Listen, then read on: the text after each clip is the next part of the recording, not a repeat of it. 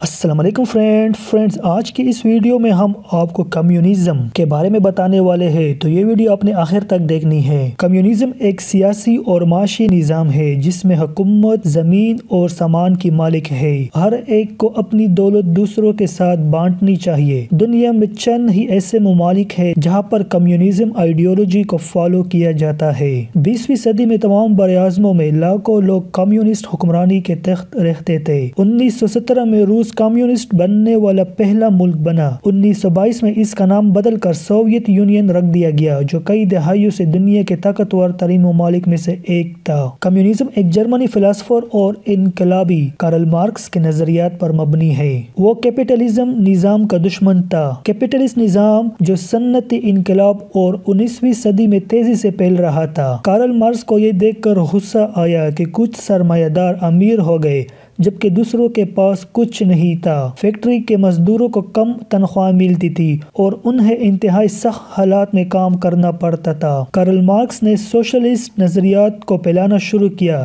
جس میں اس نے حکومت سے جائیداد اور کارخانوں پر قبضہ کرنے اور دولت کو آبادی میں یکساں طور پر تقسیم کرنے کا مطالبہ کیا۔ کارل مارکس کا خیال تھا کہ محنت کش ایک دن حکومت اور معیشت کا کنٹرول سنبھال لیں گے۔ یہ ایک کمیونسٹ معاشرے کا آغاز ہوگا جن میں کوئی اسپیشل لوگ اور عام لوگ نہیں ہوں گے بلکہ سب لوگ ایک جیسے ہوں گے۔ کارل مارکس کے مطابق کیپٹلسٹ آئیڈیالوجی صرف سرمایہ داروں کو فیور کرتی ہے۔ سرمایہ دار امیر ہو رہے ہیں جبکہ مزدور اور بھی غریب ہو رہے ہیں۔ تو کارل مارکس اس آئیڈیالوجی یعنی کیپٹلزم کے خلاف تھا اور وہ چاہتا تھا کہ دنیا میں کمیونزم پھیلے جہاں پر ہر شہری کے ساتھ یکساں سلوک کیا جائے۔ معیشت میں زبردست تبدیلی کمیونزم کا سب سے اہم اصول ہے۔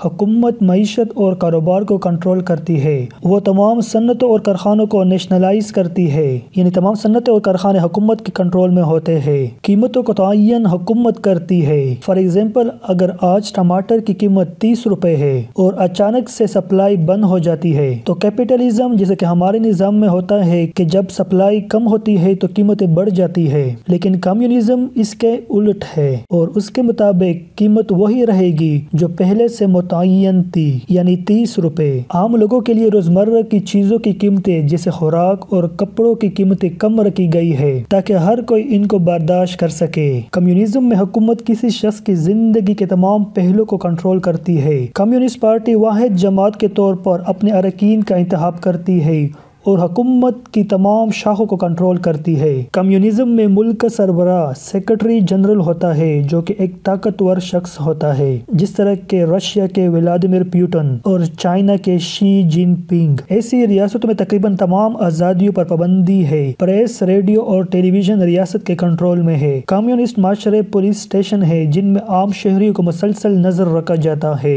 1917 میں ولادیمیر لینن نے روس کے بادشاہ کو اقتدار سے ہٹائے جانے کے بعد روسی حکومت پر قبضہ کر لیا۔ ولادیمیر لینن نے روس میں متعدد کمیونسٹ نظریات متعارف کروائے اور 1924 میں اپنی موت تک ملک کی قیادت کی۔ 1922 میں روس سوویت یونین بن گیا۔ بولشوک واحد سیاسی پارٹی تھی، باقی تمام سیاسی پارٹیوں پر پابندی لگا دی گئی تھی۔ ولادیمیر لینن کی موت کے بعد جوزف اسٹالن نے ملک کی باغ ڈور سنبھالی اور وہ دنیا کے شفاق ترین آمروں میں سے ایک بن گیا۔ اس کی خفیہ پولیس کی مدد سے اسٹالن کی پالیسیوں کے مخالف ہزاروں افراد، جن میں پارٹی کے بہت سے سابقہ دوست بھی شامل تھے، کو یا تو جیل بھیج دیا یا پھانسی دے دی گئی۔ جب میخائیل گورباچیو نے 1985 میں ملک کی باغ ڈور سنبھالی تو اس نے ایسے اصلاحات متعارف کروائے جو کمیونزم کے خاتمے کا باعث بنی۔ روس کے ساتھ ساتھ دنیا میں چند ایسے ممالک ہیں جہاں پر آج بھی کمیونزم حکومت کرتے ہیں، جن میں China, north Korea, Vietnam, Laos اور کیوبا کے ملک شامل ہیں۔ چین میں کمیونسٹ اور کیپٹلسٹ کے درمیان خانہ جنگی شروع ہو گئی۔ ماؤ زیڈونگ کے تحت کمیونزم نے چین میں زیادہ سے زیادہ اثر و رسوخ حاصل کیا اور بالآخر کیپٹلسٹ کا نظریہ رکھنے والوں کو ملک سے باہر نکال کر کے تائیوان میں آباد کر دیا۔ 1950 میں شمالی کوریا کے کمیونسٹوں نے جنوبی کوریا پر حملہ کر دیا